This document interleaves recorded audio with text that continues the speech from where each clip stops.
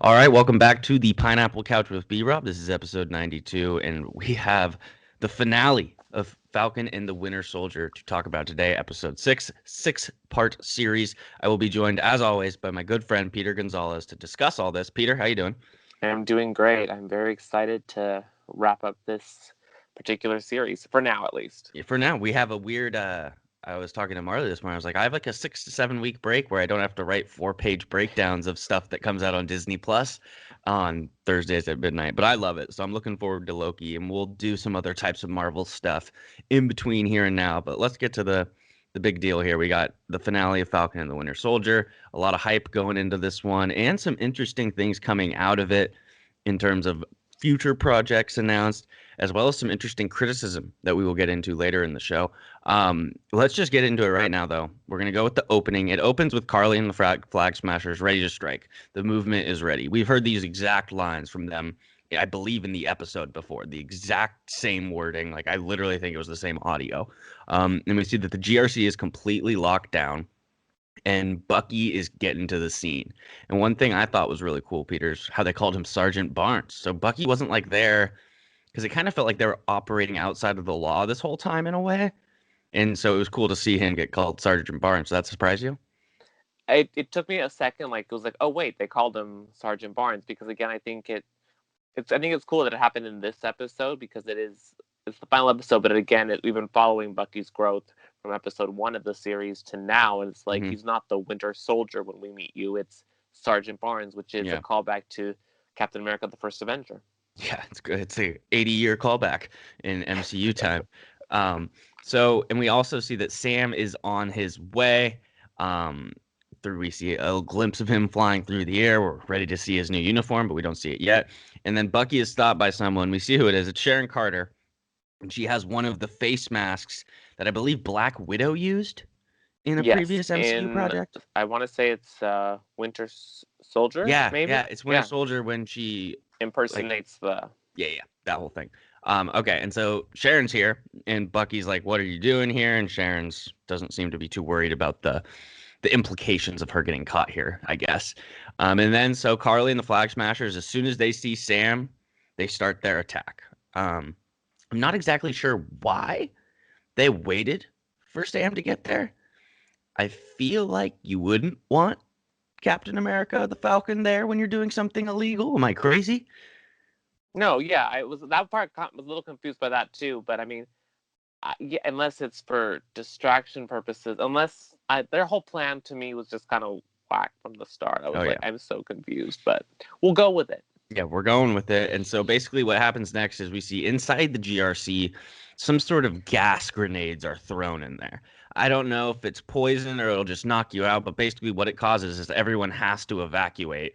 And then the scene of the episode maybe Sam busts through the window and takes out a flag smasher with the shield and his new Captain America costume. First of all, incredible costume and one of the most accurate comic to screen costumes I think I've ever seen.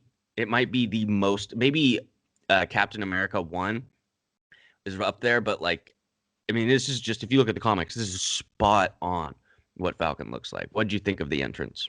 I thought it was a great way to do it. Like you said, to see the costume, I thought it was so rad. I liked how it had the little homages to Steve's costume, also the Hmm. various what Steve's various costumes throughout the series. I liked that, and I liked the addition of the wings. I thought that was super cool. That it Yeah. was kind of melded the two things, and just to see the costume with Sam with the shield and the wings, it was just like the whole package of. I was just geeking out. I thought it was Yeah. so cool. Seeing that's why, I mean, we'll talk about, there are some downsides to this series, of course, but we like it. But this is the thing about Disney Plus. Seeing this stuff not in a theater, like, yeah, I know we're excited to go back to theaters and see movies, but the fact that we get to see this reveal of Sam Wilson as Captain America at home on Disney Plus, that's why I'm just so excited about these series. I just think it's going to be awesome. And then right after he busts through the window and takes someone out, a freaking fantastic moment takes place where someone asks, "Who are you?" And he's just like, "I'm Captain America." And right when he said that, I was like, "Oh hell yeah, you are!" And it was just from that moment, I thought the way that Anthony Mackie kind of played the, hey, I'm not here to play around. I'm not here to play your games. I'm Captain America. Steve left me a job to do. I'm going to do it. Did you get that vibe kind of from him now? Totally, and so different than John Walker's like I'm Captain America, so robotic. Just like Mm-hmm. listen to me. This is more just like this is just second nature to these Captain America. Let's just keep on doing the job that we're here to do. We're not here to posture and make it seem like I'm better than everybody. It was like I'm here to do the job. Mm-hmm. And so I love that. And we get Batroc. We saw him. He was after Falcon at the end of the last episode. Now he's after Captain America, and he tracks down Sam in the fight in the GRC, and they fight. A couple things. Batroc is incredibly legit. We knew that from Winter Soldier, where Captain America, Steve, fights him, puts down the shield, and they fight. So I thought it was kind of cool how they had Steve fight him, and then they also have Falcon, Sam, as Captain America fight him. I thought that was pretty cool. And one thing I'll say to the listeners, there's a lot of stuff that happens in this episode where it kind of just cuts from scene to scene. So we're going to try and stay within the scenes and get everything out of that and still stay in order somewhat. So just trust me. It'll all make sense. One thing though, Peter, there is a scene in the Batroc Sam fight where Sam chucks the shield and Batroc throws up legitimately like a plastic desk chair. And that stops the vibranium shield? What? Did that jump out to you? It was just like, wait, is that chair made of like adamantium or vibranium? Like, what is going on? Yeah, that definitely. I couldn't. I had to like when I watched it the second time too. I was like, wait, what? Why? How? I was just, and I think it's. I don't know. I like how Sam fighting as Captain America is still not perfect. Mm-hmm. Yeah. It's still got some flaws. He still gets beat around. It's different than obviously Steve's first fight against Batroc and Winter Soldier. Very different fights. But I do the chair thing definitely I was confused by. I don't know if that's supposed to mean something or if it was just a flub. Because that's just the shield, a chair. Like yeah, it's tough. It's no tough. contest technically should be. And so the fight continues on, but basically after a while, and this is again how we're talking about how Sam, he doesn't have the ego. He is here to get shit done. He's here to do the job. He basically, after fighting Batroc for a while, he bails on him and gets out of there because he has bigger things to do. Batroc's not his ego of for him beating Batroc, maybe like John Walker would be like, I want to show him I could beat him or other people. Sam doesn't give a crap. He's like, okay, yeah, we fought. I don't need my ego boosted by beating you specifically. Like, I'm gonna get out of here and do my job. Goodbye. You can't fly. Is that how you interpreted it? I like that. Goodbye, you can't fly. No, yeah, and I also like that again in that fight scene we had another homage to Winter Soldier, the scene in the elevator where Steve basically does the step on the shield and it comes up, and so basically Sam did it here to kind of knock him out. But it was like I like that again we're getting these flashbacks that if you've been with these series from Iron Man 1 to now, like these things make everything so much greater, the tiniest details. And one thing to bring up after you mentioned Iron Man, and I'm not sure if we talked about this last week, but I've heard this. So I'm not creating it, but Sam is, when you're thinking about the evolution of the MCU, the two main characters, Tony and Steve. Sam is legitimately a combination of Captain America and Iron Man. It is an exact combination. The way they shoot Sam's fly scenes are exactly like Tony. In the first episode, it was very similar with the face, how they had the camera on that. And then the ground combat with Cap and the shield. Sam is a melded together version of Tony and Steve. I'm not saying Tony's personality, all that stuff. I'm just saying the fighting style and that. It's Iron Man and Cap. It's pretty cool. I like that. And so Sam, as he bails on Batroc, he throws the shield through the window and then jumps after it, which will never not be cool. And then, Peter, my first note on this next scene is one of the dumbest things ever. Okay, if you've been listening to this pod, you know I am not a fan of the Flag Smashers, specifically Carly. I just think that, I can confidently say this, by far the worst antagonists in the history of the MCU, not close. Not even remotely close to anything. Not even close. The worst. And so Carly, and the other thing though is maybe that they wanted us to hate the Flag Smashers that much. So maybe it's a good thing, but I don't know. one of the dumbest things ever. Carly calls Bucky, and she basically asked Bucky if he's tired of fighting on the wrong side. And she says it doesn't matter if she survives, she's fighting for something bigger. All the usual blah, blah, blah from Carly Morgenthau to justify her supremacy, in my opinion. And then the biggest mistake, she asks Bucky if he has ever been able to say the same. Has he ever been able to say he's fought for something bigger than himself? How about World War II and Thanos? Like, You this, know, I mean, it's just like, what are you talking about? And it's just like Carly Morgenthau to me in this episode and towards the end of the series is just kind of like a joke. It's just like, we know you're not going to accomplish anything. And it's just like, I just don't see a threat ever. I was never worried about it. The only thing I was ever worried about with her is like, oh my God, I just hope she doesn't, or we'll get to that later. So Bucky tells her at the end of this conversation, like the things she tells her that the things her cause will justify. Or wait, I'm fucking this up. Oh, she thinks that she can justify all this death, right? But she right. can't. And she will remember the ones she killed. And Bucky's like, don't go down this path. And obviously, throughout this series, we've seen Bucky have to deal with that. And one thing I want to point out, Peter, is there's a giant difference between Bucky and Carly. Yes, Bucky's the Winter Soldier. Bucky was never voluntarily killing people.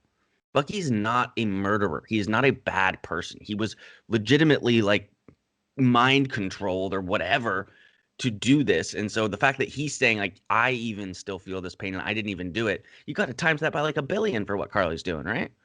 Yeah, and again, it speaks again. I think again, if anything, Carly's character, purpose, mission, it almost makes like a parallel to Bucky's. How Bucky didn't have control in these situations, but he's still trying to make amends for these situations, whereas she is doing these and doesn't care. Yeah. And more over the course of this episode, we'll see that play out. And then, so at the end of this conversation, after Bucky just really shuts her down, pretty much, she kind of, I didn't get this either. She like tells Bucky, thank you for buying her time, which, I mean, it's not like she was doing anything when that was going on. And it really, like, I don't know. I felt like she tried to come take that as a W, like buying Bucky's time in that conversation. But as we'll see in the rest of the episode, it really did not matter. That call it did not matter. And so we know that Sharon and Bucky are after these flag smashers that are trying to kidnap the hostages. And Sharon gets one and she kills him with some crazy mercury vapor. This dude who was dressed up as a security guard and was escorting all the senators and stuff out, the GRC members. That was gnarly, Peter. That was like flag number 2 of the episode. My first flag was when she showed up, because it's like, how do you get out of Madripoor if it's like you can't leave, supposedly you can never leave, and then you just show up here and like, yes, you came to help your friends, but at the same time you're supposed to be this wanted fugitive. And then she just casually kills this dude with the mercury vapor. I was like, red flags, but also like internally like, please be the power broker. Yeah Because exactly. I wanted that, ever since, like we said last episode, you were going to riot if the flag smashers make it out of this episode, and I was going to riot if Sharon was not the power broker. So let's see how the episode continues. Yeah, and we should get to that talk of about Sharon later, because there's a large portion of people online who I think have a different view on that, which I don't really understand, but we'll get into that. Totally. And so now we get to see a very cool scene of Sam in the air fighting the helicopter. And he basically, there's a couple things that happen in this. He uses Red Wing at first to analyze one of the helicopters to see, hey, can anyone on this pilot this bird? Like, in case, if I can take out the person who's driving it, can any of these 3 people sitting in the back seat, do they have any experience? And conveniently, I'm not mad about that, though. It's fine. I don't care. I'm fine with that type of plot, like moving forward. So someone conveniently has experience. And so Sam, you see that's what he's going to do. He's going to take out the guy in the front and have her take over. But a couple other things happen before that. So you have also what happens is basically another helicopter goes down, and these 2 innocent people or helicopter pilots are going to get smashed by a helicopter on the bridge. And Sam does a great job of bringing them down, and then not only uses the shield to cover them, but also the vibranium type wings. and he obviously gets huge cheers from the crowd seeing Captain America, seeing him do good, not like they saw with John Walker, obviously on TV. What'd you think of that little moment there with the crowd on the bridge? I liked it. Again, it kind of reminded me almost of the moments that we haven't seen for some of these heroes where we're seeing the positive reaction that's coming. A lot of times we see the negative, like Sokovia and stuff, but this was a Reminds me of nice. Spider-Man 1 and 2 with like the old Peter Mark or fucking Tobey Maguire. You just like took the words out of my mouth so I could say them. My Because bad. yeah, it's that thing that you see. You want to see the world celebrating the heroes that as a viewer you're celebrating, but it's Mhm. nice to see the world around them celebrating them, especially seeing him as Captain America when the last time when the world was watching, it was the other Captain America killing a dude. Yeah, and correct me if I'm wrong. I don't really know if we've gotten much of that of what we just saw of like the people cheering on our heroes within the MCU. Avengers, that's not happening because everything's going to shit.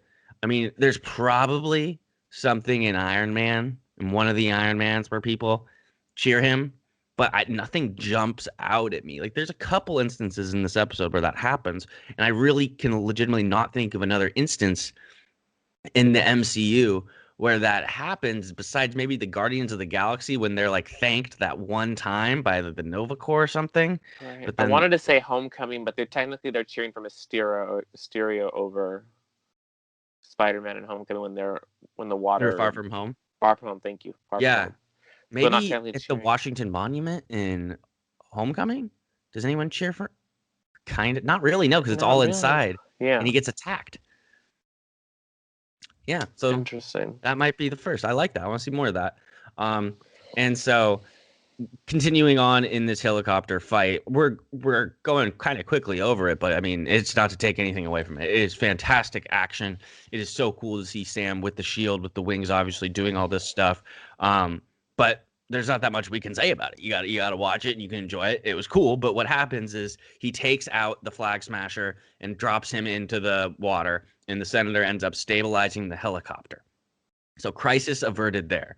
And now we're going to go to Carly, Peter. And Carly is now telling her followers, like, we're going to kill the hostages. And they're kind of like, whoa, thought we were using those as like a negotiating chip or something.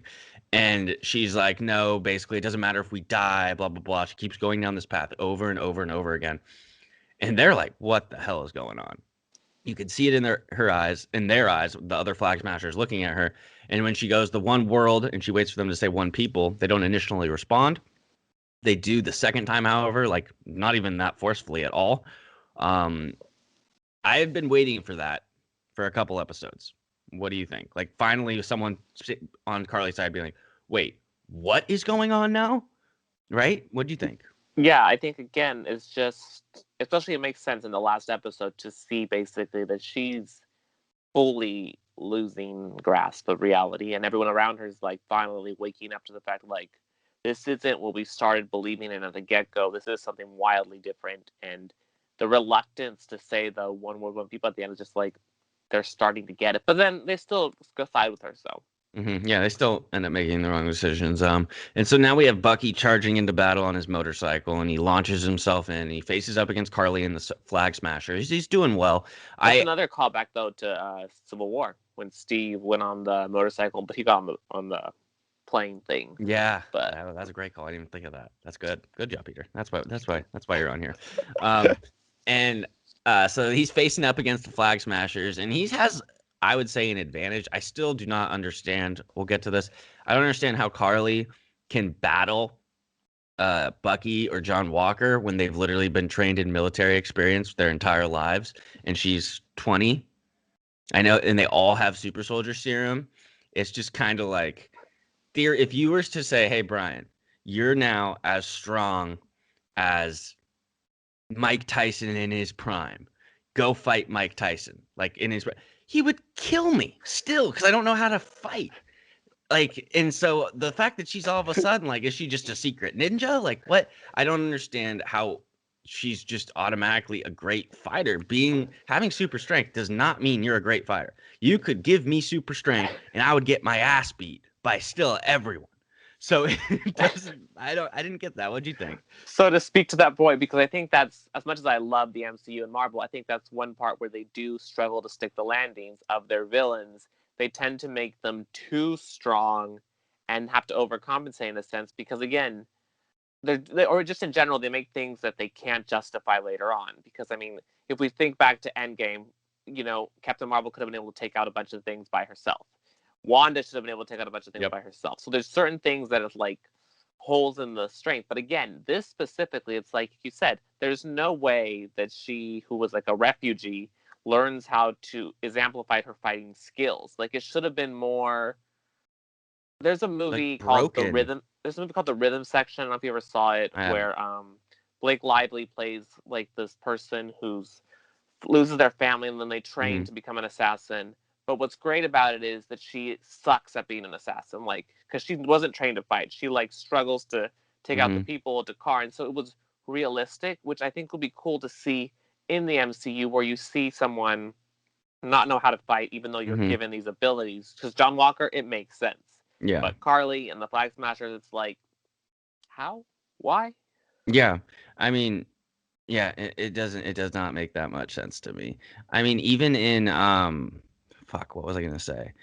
Oh, and Batman Begins. That whole movie is about Bruce Wayne becoming. He's not like immediately great at fighting. He has to learn. He has to get his ass kicked. That's the whole thing. And so maybe we see with the closest thing we might see to that in MCU in the future, maybe is Sam just becoming more skilled with the shield and stuff. I don't know, because he already seems like a good fighter. But the one thing about Sam that we know is he's very defensive. He's not trying to hurt people, which is a very Captain America thing. So let's move on. Bucky's faced up against Carly and the Flag Smashers, and she causes him to have to go basically bail on them when she lights a truck full of hostages on fire. Let me repeat that. When she lights a truck full of hostages on fire, and Bucky immediately goes to save those people, which is another example of his growth away from being the Winter Soldier. And he's Bucky. He's a good person, like we saw in Captain America: The First Avenger. And then our John Walker shows up screaming Morgenthau. He wants Carly, and then I'll just read exactly what my notes have here next. She tells John Walker that Lamar didn't matter. And he basically like says, gives her a chance to clarify that. She doesn't. What a fucking loser Carly is. She sucks. Like just how blinded she is by her, I mean, tough look saying Lamar doesn't matter. Just in general, that's just a fucked up thing to say. And it's just crazy to me. I, if you'd have told me 2 or 3 weeks ago, like, yeah, Brian, you're going to be rooting for John Walker at one point in the show, I would be like, no way. That's never going to happen. No, totally was. Totally was rooting for John Walker in this moment. I thought that was very disrespectful of Carly and just another thing that really hurt her character to me and just as a bad person. What did you think? Yeah, again, I think it's just she's just becoming just like you said, a horrible person. I feel like that's an understatement though, because it's like the hostages, the doesn't matter if they die, then to disrespect John Walker, which I get he's not the greatest character either, but like she's fully like sociopathic villain at this point. Mm-hmm. But it's just I don't know how you would have done it well. I mean, maybe it is a well done villain because it is such a cringe, but it's I don't. like I just think it's bad. it's just like again the fact that it's just like she's just this 20 or 1 year old person doing this is just like I mean, yeah it's legitimately like if right now you or I got given the super soldier serum, and 2 weeks from now we could go toe to toe with the Winter Soldier and John Walker. that's not realistic. That's like I mean I play tennis and it's like I know that even though I play tennis I can't go play against like Serena Williams or something because I Hmm. know I'm gonna get my ass kicked. So it's like it's Yeah. here it's like they shouldn't they how do they have the confidence to go fight these people too? It's like did the super soldier serum like mess with their brain too? They're like, oh yeah, I'm gonna go toe to toe Yeah. with the Winter Soldier. It's like, no, you have strength, but that's it. Like Yeah. I thought what they should have done with the Flag Smashers, maybe to make it a little better, is maybe there should have been more of them. And the fight scene should have just been more like disjointed and like chaotic and messy because that's how those types of people would fight. It would be hectic. And I don't think we ever really even saw the Flag Smashers like Like there's a common thing you see in superhero stuff where a villain or someone who doesn't have great control of their power can accidentally like hit someone and they're out of sync on their own team. We even see that with heroes. The Flag Smashers, there was no like Carly swinging around a parking meter, and it's not, there's no moment where the Flag Smashers like appear to be out of like routine, like they don't get in each other's ways, which makes no sense. They're not a fighting unit. They haven't been trained like this. We were talking about how earlier in the season, us watching Bucky and Falcon fight together, we're like, wow, they still aren't there fully yet. And these people are? What? It's just, it's tough for me. It's tough. It's tough. It's tough. But we'll move on. Bucky breaks the prisoners free, and they thank him. And then he runs to help John Walker, who's surrounded by Flag Smashers, beating him into the ground. I'm just going to read the next sentence. John Walker has been trained in military combat his whole life and is somehow getting his ass kicked by Carly. I do not understand how that is happening. Carly then, I can't, like some of the stuff I'm writing down is just crazy how this show ends. Carly then tries to crash the car full of hostages into a giant ditch in the middle of the road. That's just what's going to happen now. And John Walker, in an interesting character moment for him, after he just gets destroyed by Carly, by the way, just kicked in the head, just absolutely destroyed. He chooses to try to save the truck rather than fight Carly and the Flag Smashers and get his revenge. I thought that was a powerful moment for John Walker. Maybe I'm not saying he's a good guy by any means, but a little redemption starts there. And then another reason that the Flag Smashers look so bad and they're so like they've lost touch with their original mission is that the scene of John Walker trying to save the car with all the people inside of it, and they jump on him and basically like, no, you can't save them. And I just thought that was a tough look. What did you think? Yeah, again, it's like, and again, I think it's interesting what I thought about as you're saying this, that we have that crowd that's watching, like, which I think is something that this show's really done a lot of, where the world is technically watching all these situations go on. Where technically, if you think about like in Avengers 1, people running away from the action, running away from what's happening. But here, everyone's more just like rooted. They're like, oh, I want to see what's happening, which I guess is very relevant to what 2021 is, etc. Yep. Like people watch to see what's going on. But again, yeah, the Flag Smashers are just so distorted by what they originally their goal was, that they don't know what is right anymore. Yeah, and they're, I would imagine, losing followers by the second if people are watching, but we don't really get into that. So, continuing on, does that equal redemption for John in the notes? I don't think so, but I think it's a step. I think it's a step in order for them to use him as who he becomes at the end of the series. Yeah. And make him less. I don't think he's a criminal character. No, I think that again they wanted to kind of make him again more complicated as opposed to straightforward. He's an anti-hero. And yeah. I thought if we were looking back on this series, they did a couple things incredibly well. The John Walker storyline I thought was incredible because of the real emotions it drew from people watching the show. You think I'm mad at Carly? Holy crap. You should see what people were doing to the guy who played John Walker. Holy crap.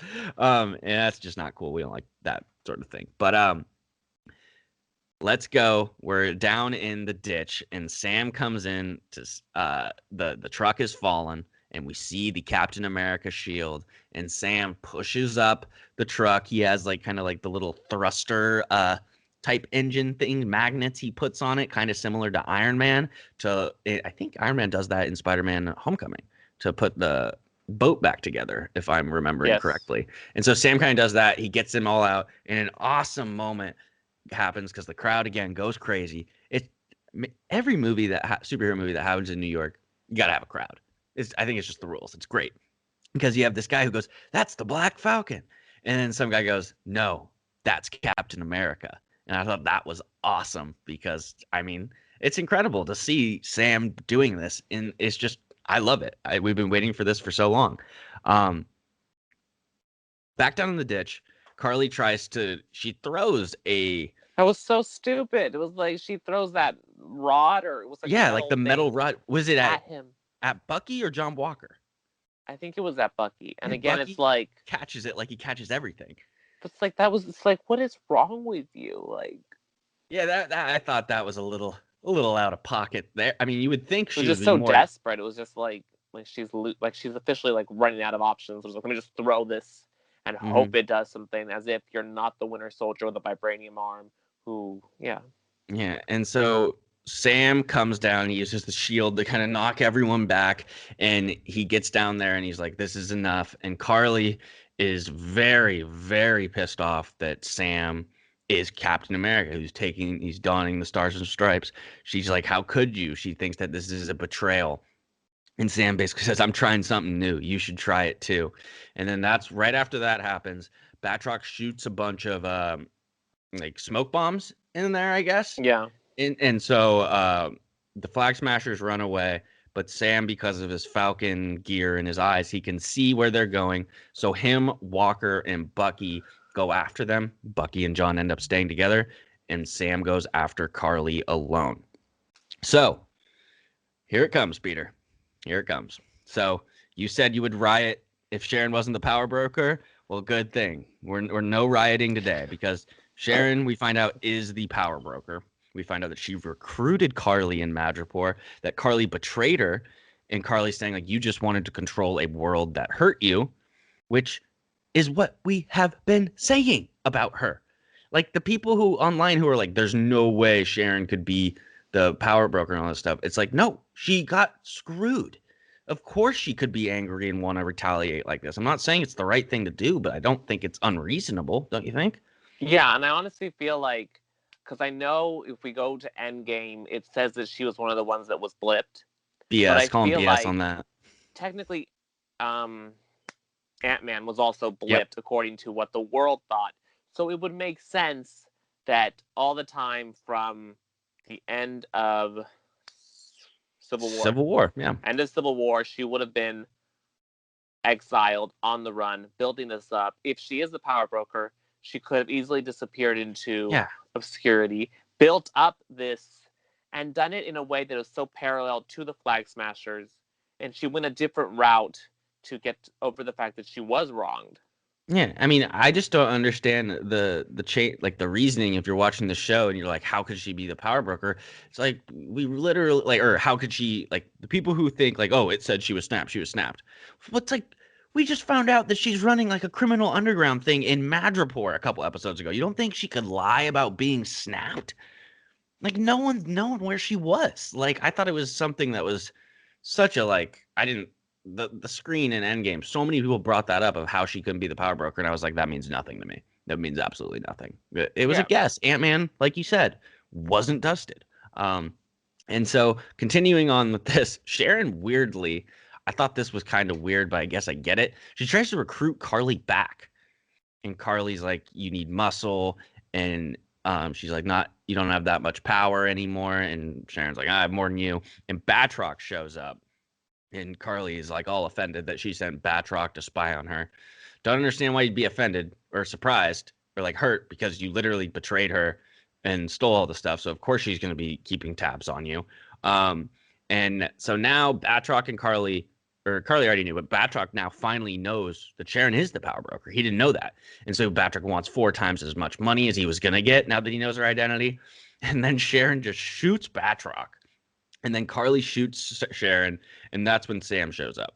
That was a lot. I know you have a lot of thoughts on Sharon. So the floor is yours, Peter.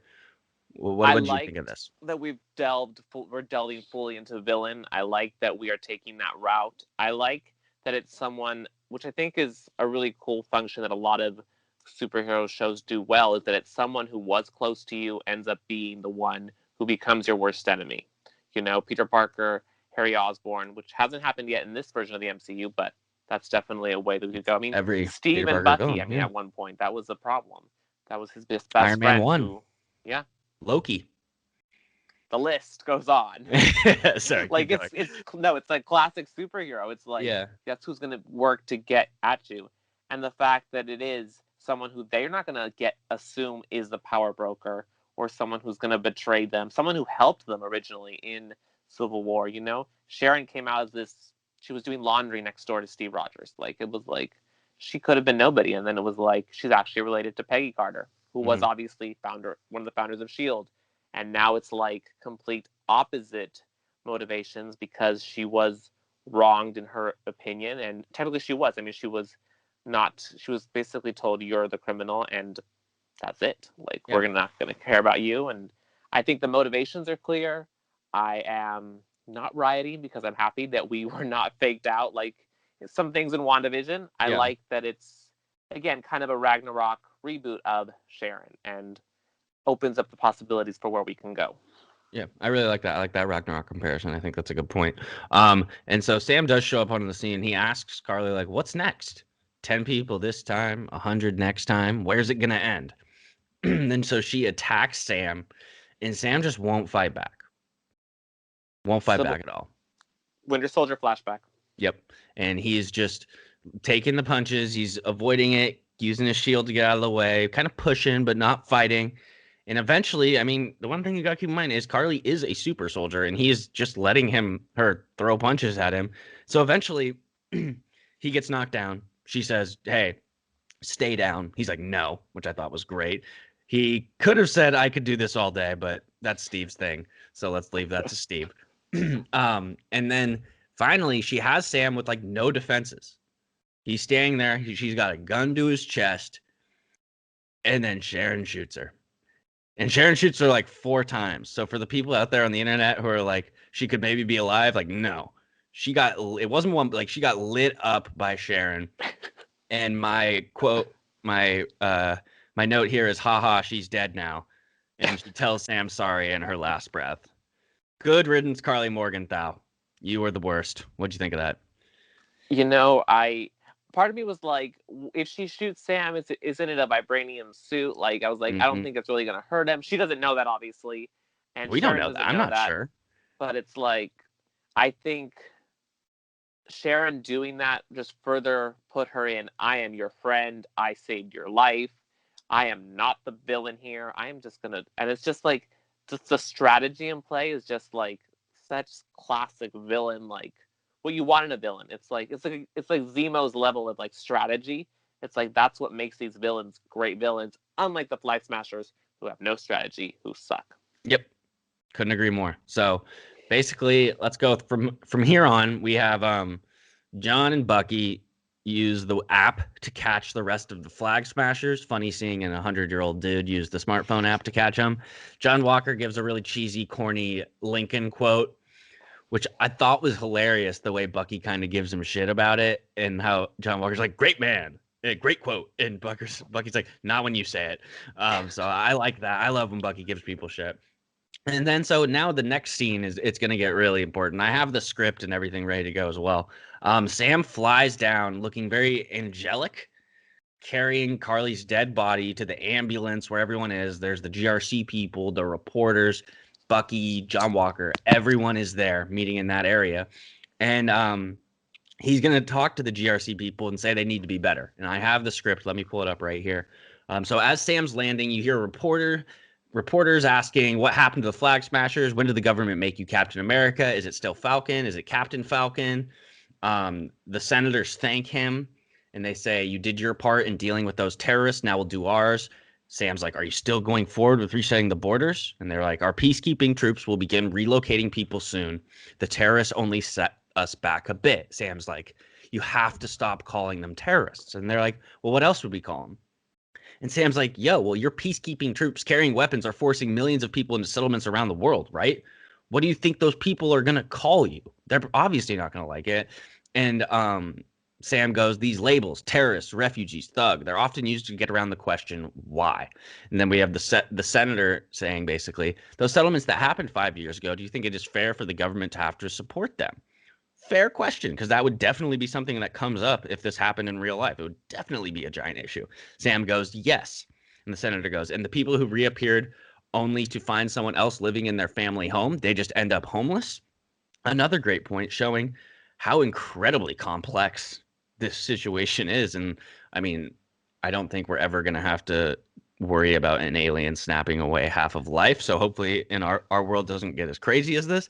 But I mean, some serious implications going on. And Sam says that he gets it. And they're like, but you have no idea how complicated this situation is. And Sam's like, you're right. And that's a good thing because we finally have a common struggle now. Think about it. For once, all the people who've been begging, and I mean literally begging for you to feel how hard any given day is, now you know. He asked them, how did it feel to be helpless? And if you could remember what it was like to be helpless and face a force so powerful it could erase half the planet, you would know that you're about to have the exact same impact. It isn't about easy decisions, Senator. And they again say you just don't understand. And Sam goes, I'm a black man carrying the stars and stripes. What don't I understand? Every time I pick this thing up, I know there are millions of people out there who are going to hate me for it. Even now, here. I feel it, the stares, the judgment, and there's nothing I can do to change it. Yet I'm still here. No super soldier serum, no blonde hair, no blue eyes. The only power I have is that I believe we can do better. We can't demand that people step up if we don't meet them halfway.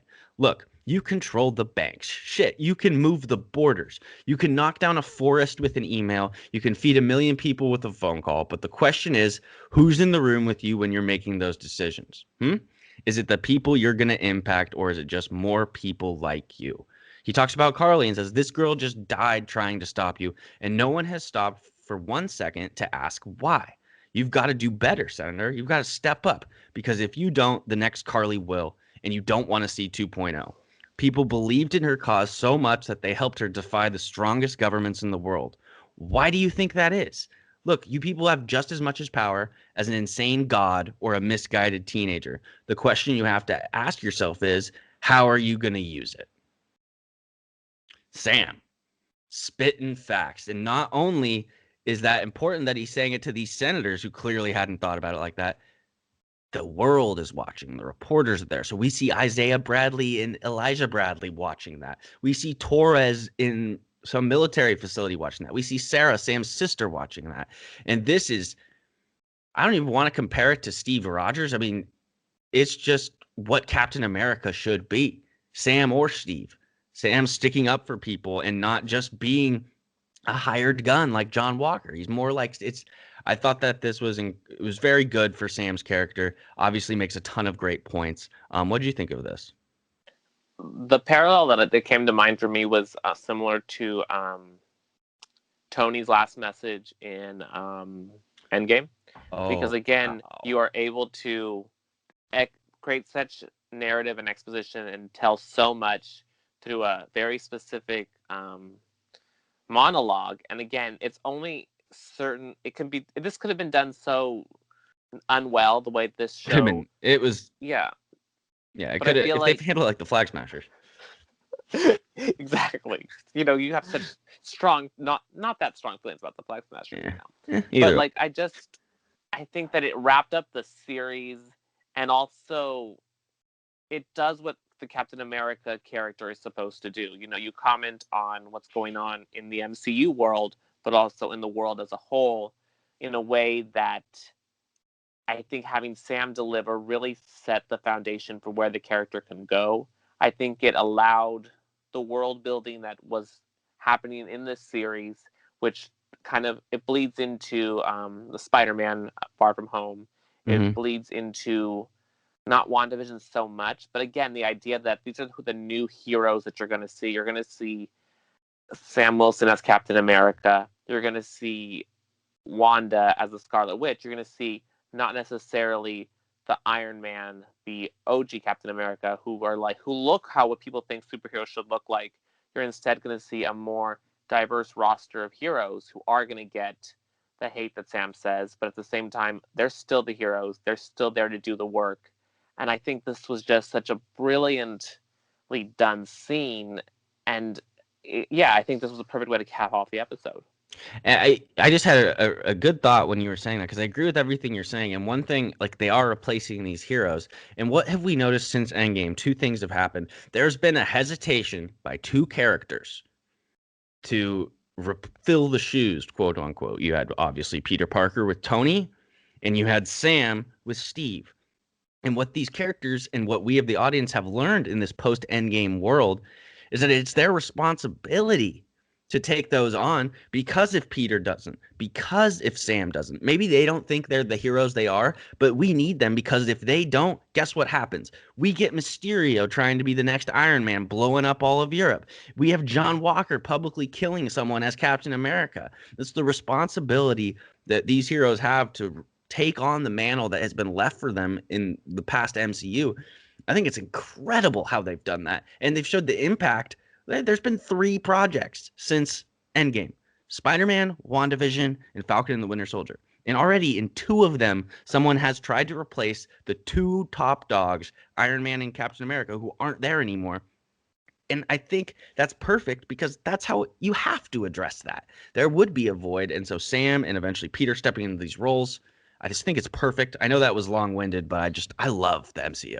And just to add on to that, though, it's almost, again, too, the whole motivation of WandaVision is they're trying to recreate Vision in order to be prepared again for whatever threat is coming. So again, we're having that idea that I think you just presented so brilliantly, just of like these characters are having to step up into the roles and or something bad is going to happen, and someone worse is going to try to take over and do the wrong thing, which I think in a little bit is obviously what Val is kind of doing going forward. Yeah. And I mean, if you think about looking at the future of the MCU as well, really quickly, think about a show like Hawkeye. We're going to see something like that with Kate Bishop. She-Hulk maybe stepping into Bruce Banner's role in some way. I don't know what the future of Bruce Banner in the MCU will be, but we do have a lot of these people coming that are going to carry on the legacy of some sort. Last thing before we get to like some of the ending scenes that we have, Bucky does call Sam Cap. And he taps the shield. And that killed me. That was perfect. And I also love his line where he was acting like he didn't pay attention to what Sam was saying, because that's just, again, you have this brilliant monologue, and then you have Bucky's dry humor that just kind of, again, ties in what MCU does so well. Yeah, it does it. And we see that Sam, as he's talking to Sharon and Bucky, they're telling her they're going to get her a pardon. She doesn't want to go to the hospital. Wonder why. And he goes off to save the flag smasher that was in the Hudson River or wherever it was, as Captain America. So a lot of things actually happen here at the ending. I don't know why I said ending with 10 things left, but we're going to roll like that. Notes. It's like ending, and it's like a list. Yeah. So we have the other flag smashers who survived, the ones that John Walker and Bucky captured. They are being put into some sort of like truck to carry them to the Raft prison. And you even see that one of the prison guards or whatever says "One world, one people" to them. Kind of scary. With that? Did you cringe? I feel like you would have cringed. I was like, God, no. It's not going to live on, is it? And shout out to my boy Zemo and his butler. They just take him out with a bomb. I literally, I said last week on the show, I don't want to be mean, but I just hope they all blow up or something. Thank you, Zemo. What'd you think? It's so perfect for Zemo too, because he also had his character reboot, but at the end of the day, his mission has been the same from day one, and he fulfilled it from the Raft of all places. He still pulled the strings to make it happen. I love Zemo so much. So I'm excited to see what we see in the future with him. We'll talk about that. And then we have John Walker meets with Val and his wife. Again, just like no speaking from her. She just does not talk. I would be very interested to hear what she has to say. Maybe what her opinion in all this crazy shit is, but we don't get it in this show. John Walker gets the U.S. agent costume. He's celebrating with his wife about how he's back. And I did think it was interesting, though, Peter, how Val said things are going to get weird. We're not going to need a Captain America. We're going to need a U.S. agent. What do you think by things are going to? What do you think she meant by things are going to get weird?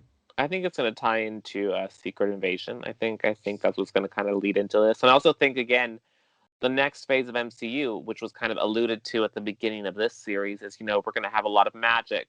We're going to have more aliens. We've got the Eternals coming. We've got all these other, and we've got Doctor Strange and the Multiverse of Madness. So I think, again, and the world is going to get weird. And again, I like that the Val character, when she's talking to the wife, she's like, we're like, she alludes to like, we didn't plan this, or did we? Were we responsible or not? Like, everything just is like, the characters have such ambiguity, which I think is something that Marvel does really well. Mm-hmm. I thought she has gotten into that role perfectly. And then I have a complaint about this next thing. Like a legitimate I'm kind of sad how they did this. We have Bucky finally telling Yuri about Yuri is the older gentleman from, I believe, episode one, Mm-hmm. where we know that in a flashback, Bucky, when he was the Winter Soldier, killed his son. His son was innocent. He was just kind of in the crossfire, a witness. And we've been waiting for this. Bucky has the name in the book that he eventually needs to cross off. And at the end of episode 5, Sam was hyping him up about how you need to do that. You need to amend, not avenge. And so we have Bucky tell his son, or tell Yuri about how he killed his son as the Winter Soldier. And it's heartbreaking, the little part we see.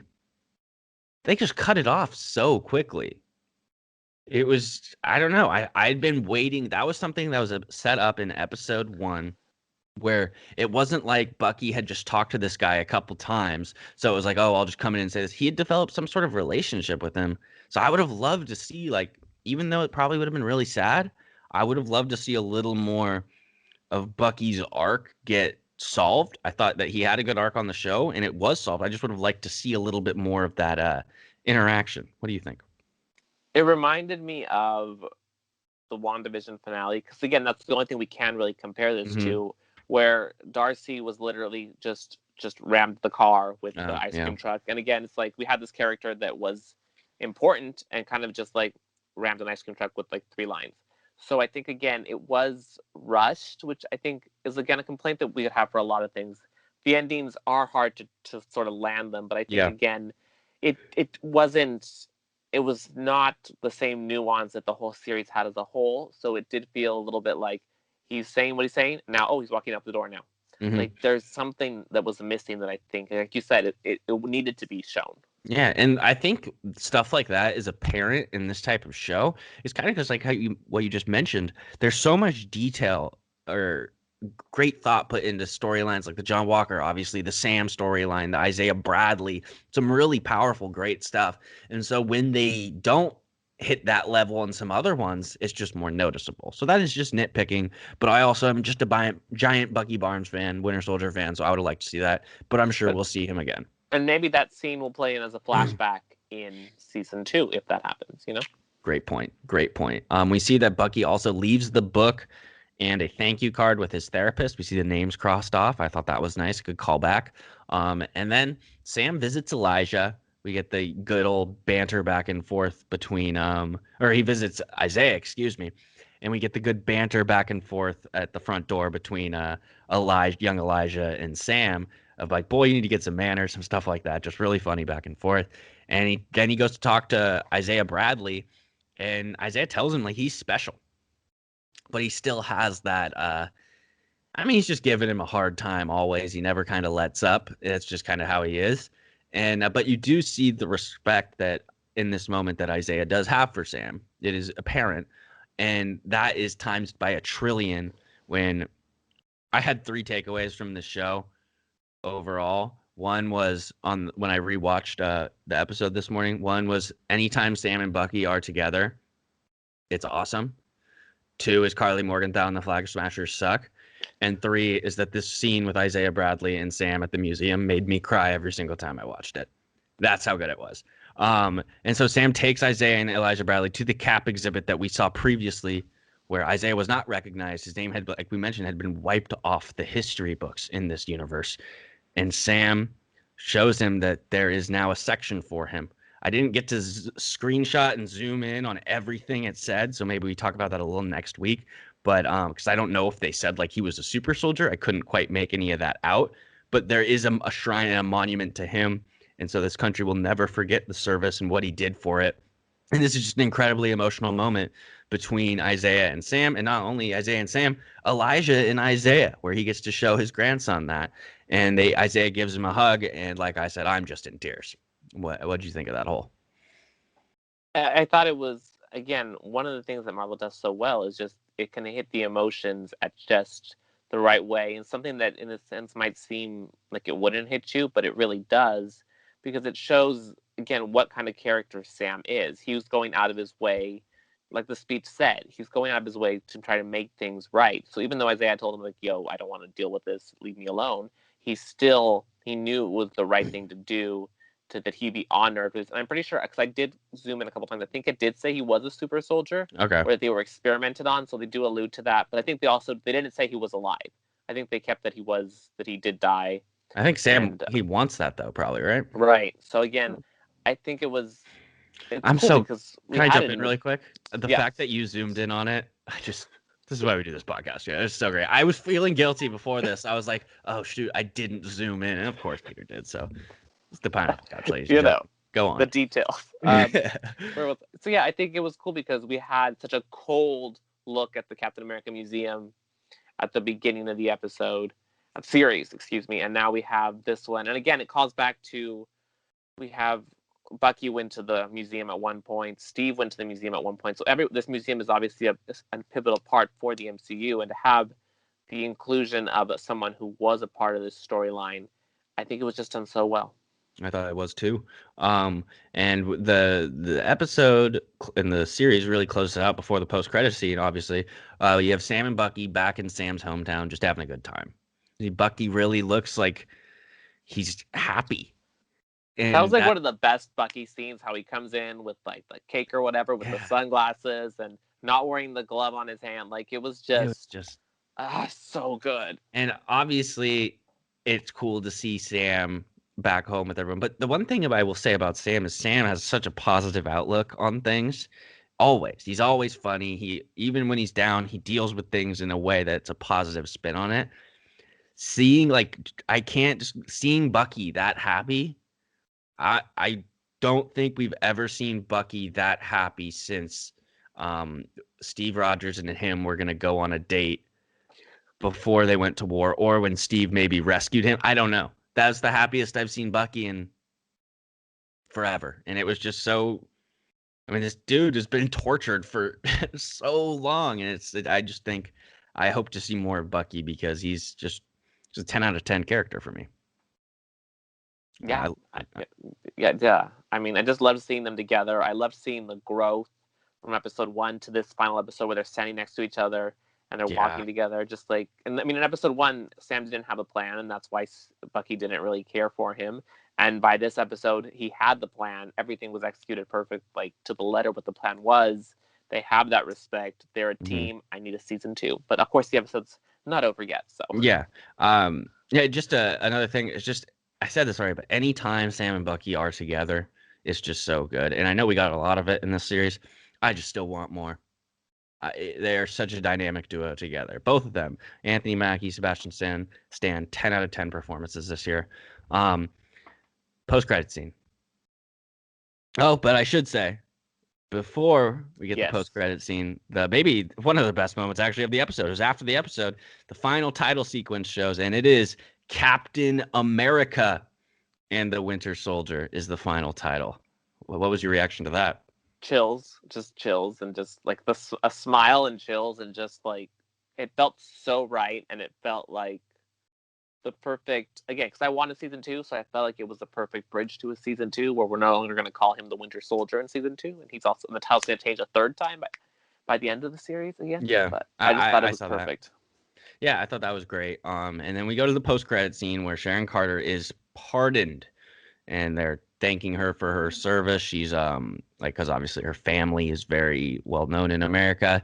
She gets her old job immediately back, and as she walks out of the courtroom, she like does a weird smile and straight up looks at the camera, and you're like, oh shit.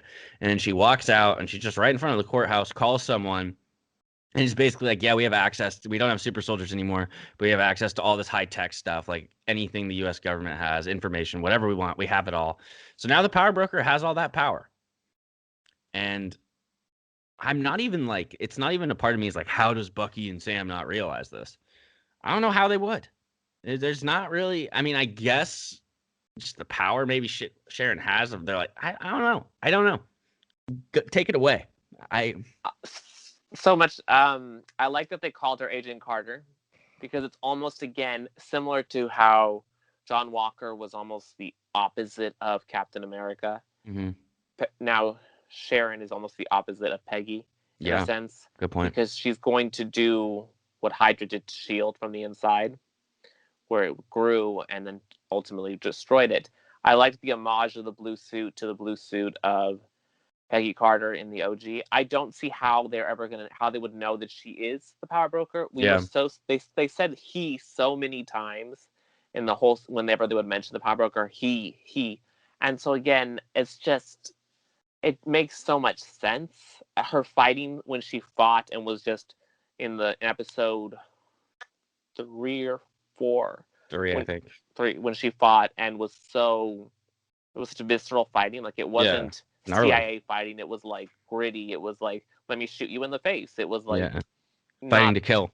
Yeah, I think I'm excited to have set up this new villain with Zemo, with Val. We've got all these 3 different villains in play. Who do we think she's calling there at the end? Do we think it's the person that she talked to, who picked her up after in episode 3, or is it possible that Sharon is the power broker, but she is maybe working for someone else in theory, like because she had green tech, like green grenades, which would be Oscorp Tower, Norman Osborn, lots of money. He could be the benefactor from Ant-Man and the Wasp. He could be the one Sharon's calling. Just saying. That would be pretty badass. If you watch this instead of listen to this, you'll just see that the whole time you just said that, I'm just like smiling because I want that to happen. That's the way that'd be so rad to just create. Because again, Marvel can do that. They can intertwine their stories in a way that just is just this cool comic book feeling of your villains are teaming up together. They're intertwined storytelling. They're not isolated islands that don't ever interact. Yeah. I think that would be so rad. I really do not want it to be a scroll. I don't think it makes sense to be a scroll. There's a half of the internet is like basically like, if she's not a scroll, we riot, because they're like, what'd you do to Sharon? Which I'm like, no scrolls, no scrolls, no scrolls, no scrolls, no. Because I don't think scrolls need super soldier serum. I don't think scrolls need the weapons and stuff. It's like, no, it's like, and again, I think it's because I want us to see that this person could become a villain. I think that's what makes it compelling. You're seeing someone who became a villain, and you're seeing that villain origin story in a sense. And to do again, like, oh, scroll, it would be such a. This is why the scroll concept sucks, because even in a show where no one is supposed to be a scroll, let's hope, if a fan doesn't like what happens to a certain character, they're just like, oh, scroll. It's the worst. It's literally like, I know that Secret Invasion is a famous comic book storyline, but the storytelling that the scrolls bring with the shape-shifting and stuff, it ruins it. Because if any fan is disappointed in their character, they'll just start a movement of, oh, it was a scroll. If you don't like anything, oh, it was a scroll. And if Marvel can put out a freaking movie and see that we didn't like something, and they could even be, oh, it was a scroll. I just think it's an bad. easy cop. It's an easy way to correct storytelling that doesn't need to be corrected. And I just feel like this series, the whole Captain America, Falcon, Sharon Carter, Power Broker dynamic is so grounded. I mean, let's have her show up in Iron Wars. Is that what it's called? Yeah. I mean, it's not like Cap was showing up in freaking Thor: The Dark World when they were on Earth. Like, it doesn't need to be like Cap is grounded. Like, it's just frustrating. It's balanced. It's like, I mean, as much as I love the magic of WandaVision, I don't need to see that here with these characters. That Sam specifically doesn't have a super soldier serum. He's just. I like the MCU. There's variety. Yeah. Yeah. So we're on the same page there. Well, Peter, also, Captain America 4 was announced. Yes. Sam Wilson will be the star. Marvel weirdly came out and said, like, Chris Evans will not be a part of this at all, which just confirms basically the rumors that Chris Evans is going to be back as a Dark Cap and some sort of thing in the future. Because the fact that they had to come out and say no, that he's not going to be in this, means that the rumors of him coming back are somewhat true, I think. I think Captain America 4 is going to be awesome, though. I'm excited for Captain America 4. I would think it would be cool if Bucky's still a part of it. I'm interested to see where it will land in the timeline, because the timeline is so specific and detailed.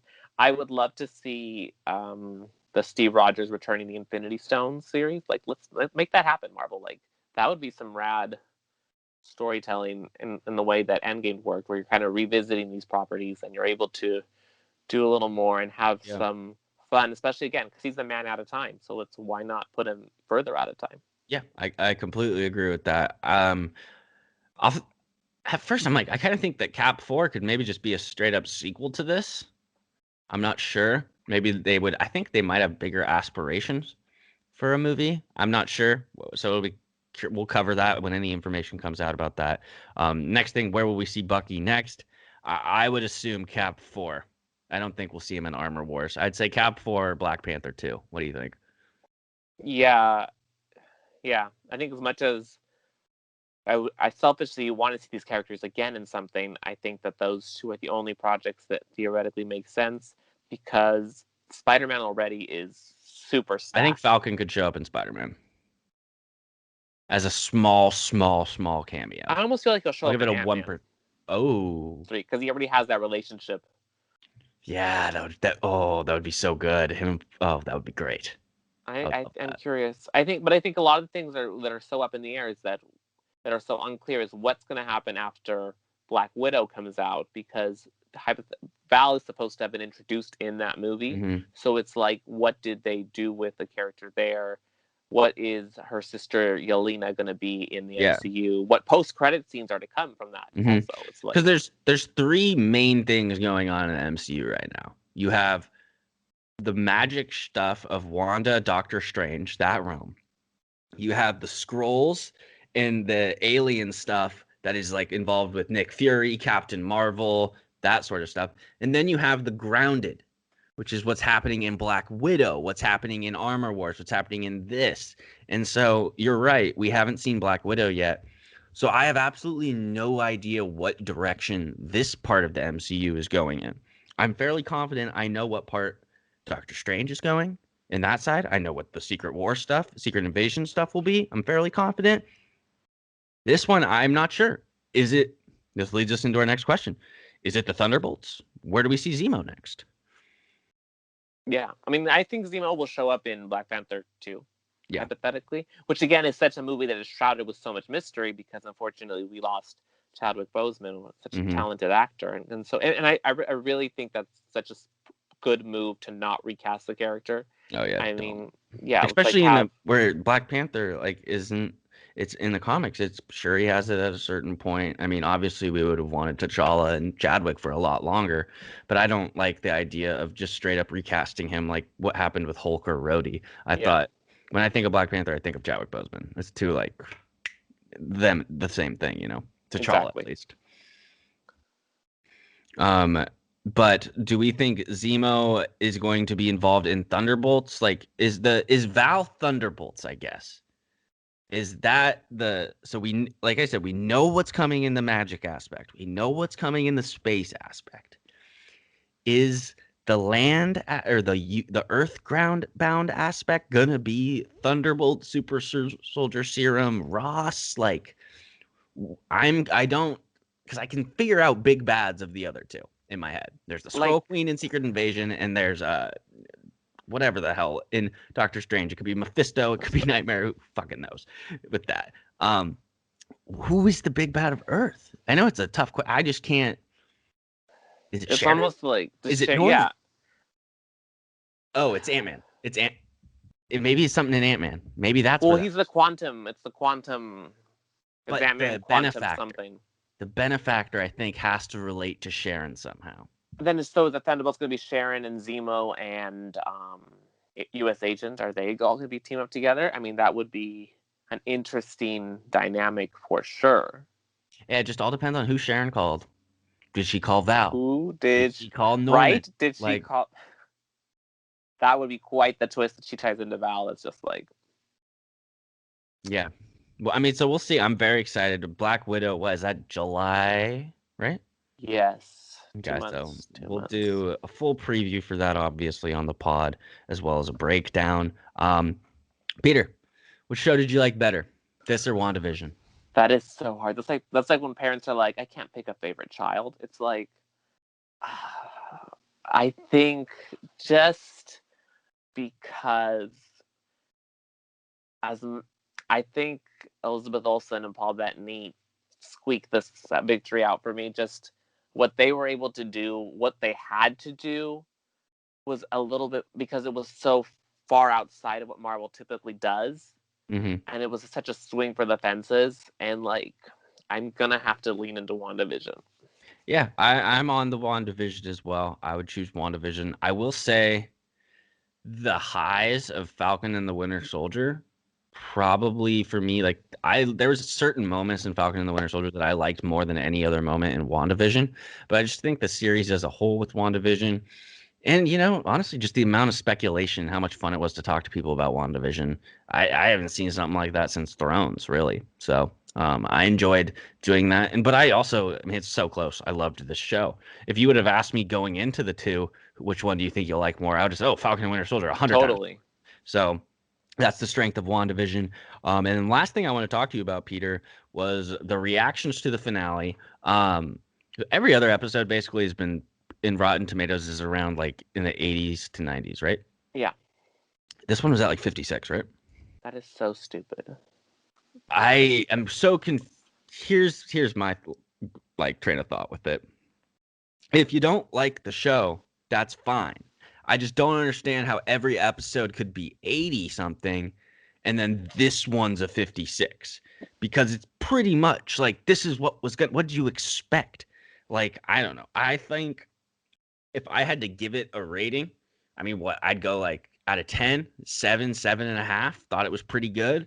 I mean, 10s are very, very rare, hard to get. Like, I think the only thing I have at like a 10 in the entire MCU is Infinity War and Ragnarok. I think those are like the peak. But I mean, Captain America: The Winter Soldier is a 9.5. Like, it's all right there. So it's tough, especially in the MCU. Do you understand my point? Like, I don't understand how you could be giving the series in the 80s, in the 80s, and 80s, and then it be in the 56. It's like, I don't understand. If you don't like it, be consistent. There's nothing changed. Like the finale is what everything led to. It's like the finale came out of nowhere. It's like it led to this. It's like, yeah, we had issues with things like the Flag Smasher's ability to fight, their strength, but I think a lot of it. That was in every episode. Yeah, it's so weird. I read the negative reviews and I didn't understand them. It was like they were like, this is just too familiar Marvel territory, and it's like the job isn't to reinvent the wheel. It's like, yeah, the Sharon thing pissed people off. They want more. I saw someone, honestly, and I don't remember who did this because this is just such a horrendously bad take.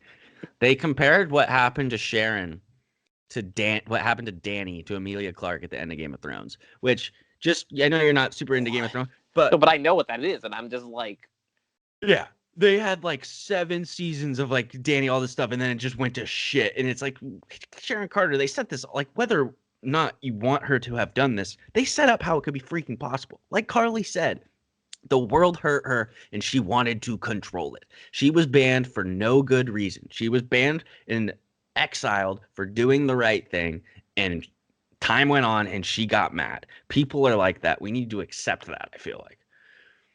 Yeah, and it's like, it's like I said, it's, you have a character that is supposed to be the good character, that's supposed to be one of the, like when Sam says got the team back together, it's like, someone who's part of it. It's not so, but to have this betrayal, that's going to lead to some great storytelling when we have that realization. When Bucky realized that that's going to happen, like, that's obviously going to hurt Bucky. That's going to hurt Sam. That's someone that they trust. This is, again, so I don't get what they could have done in the finale to not get this then. Because if from how I've been looking at it, it's basically that this was going to happen no matter what happened in the finale.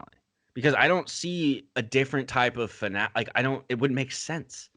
I don't want, and it comes down to this thing. I don't want to just be surprised to be surprised. Like, so if they're saying, oh, it was predictable that Sharon became the power broker, well, thank God. Because in Game of Thrones, when Arya killed the Night King and they set up for Jon Snow for 8 seasons, it pissed me off. And when you told me that Quicksilver, the dude, the second or third most beloved character from the shitty Fox X-Men, you're going to cast him as Ralph Boner? And I don't like when, it's funny when my friends make fun of me or mess with me. I don't need Marvel making me waste hours of my life and then just be like, oh, LOL, it was a boner joke. No, fuck that. I would have rioted with you if Sharon wasn't the power broker, because then it was like, then what was all that? I don't want character development just to mislead me. I want the character development to make sense. And if it's predictable because of that, Well, so be it. That's fine. I mean, like, what do you want? Do you want Bucky? Did they want Bucky in the finale to go back to being the Winter Soldier and kill everyone? Like, what do we what? I just don't understand. I don't understand what they could have. I don't get it. No, and I feel like Sharon could have and I think what Marvel's been doing and is doing in this new phase is we have characters like Sharon, we have characters like Jane Foster, Natalie Portman, and then we have Rachel McAdams' character, whose name I cannot remember in Doctor Strange, which is again, that you No have idea. these characters that are the Pepper Potts sidekick character that they realized by the end of the previous iteration of Marvel that like we can do something with these female characters and make them Yeah. multidimensional, which is Mm-hmm. why now we're getting, like I said, Jane and Rachel McAdams is coming back for Doctor Strange. So again, we're having these Mm-hmm. characters get rebooted. They're not just a love interest character. They're like, we can make this Yeah. one a villain. We Yeah. can have her be the next Thor. We can create these dynamic storytelling that really allows the world to expand instead of just being like, oh, she's just like Well, nobody. how did it take till Endgame to get Pepper Potts in the Iron Man armor? How did that first happen there? The amount of time she's been in trouble and throughout that, I just thought was weird. I mean, well, Gwyneth Paltrow is an incredibly weird person from what I've heard, but Yeah. so maybe she didn't want to get in the suit. Who knows? But yeah, I mean, I think we're on the same page, shockingly, about how Yeah, I'm this went. shocked. Um, I don't want this to be the podcast where we just say everything is great. You know? And Uh, I think we do a good job of not doing that because like the Flag Smashers obviously were an integral part of the storytelling, which you were very strongly against. yeah. We've been strongly against certain decisions that have been made and frustrated by certain things. And Hmm. I think we are able to say, yeah, we're approaching this from the perspective of like we are massive fans of the MCU. Hmm. But I think when you are that big of a fan, there are the things that you aren't going to be like super stoked about that decision because Hmm. you are invested and you're like that wasn't the greatest decision. I mean, that wasn't the best call. That was a little slow. I've just watched Infinity War and there were some scenes where I was like I can honestly say this was a little slow in places. Hmm. I was frustrated by this. I was not frustrated by that because we're not just blanket saying like everything is great. I am so Oh, happy like yeah. no. It's not. And um yeah, I mean, I think one thing that I think is has a reason, like I've watched comic book stuff since I was like 2 or 3. So I've like always watched comic book movies. So I've seen how far we have freaking come. It used to be so bad.